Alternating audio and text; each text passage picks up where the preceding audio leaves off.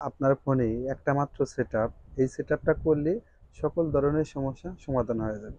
আপনার ফোনটা যে আগে কিনেছেন, আপনার ফোনটা যে নতুন অবস্থায় কিনেছেন সেরকম হয়ে যাবে। বিশ্বাস হইতেছে না? তো চলুন আপনাদের ফোনের সেটিংসে, আমি সেটিংসে আসলাম। সেটিংসে আসার পরে আপনারা সার্চ বারে এখানে লিখবেন হলো রিসেট, লেখার পরে এখানে যতগুলো অপশন আসবে এখান থেকে একটা সিলেক্ট করে নেবেন। সিলেক্ট করার পরে দেখেন আমার এখানে নিয়ে আসলো ইরেজ ইরেজ ডাটা অল বা erase download apps and feather details. এখানে আপনারা এই যে রিসেট সিস্টেম সেটিংস অনলি, আপনারা জাস্ট খালি এখানে ট্যাপ করবেন। এখানে ট্যাপ করার পরে দেখেন, এখানে ট্যাপ করার পরে আমার রিসেট সিস্টেম সেটিংস অনলি, আমি যদি এখানে ট্যাপ করি তাহলে কি হবে, আমার ফোনের সেটিংসটা একদম নতুন অবস্থায় যখন কিনেছি ফোনটা, তো এখানে রিসেট সিস্টেম সেটিংস অনলি এখানে ট্যাপ করলে আমার ফোনটা আগের মতন বা আমি যে ফোনটা কিনেছি নতুন অবস্থায় সেই সেটিংয়ে চলে যাবে।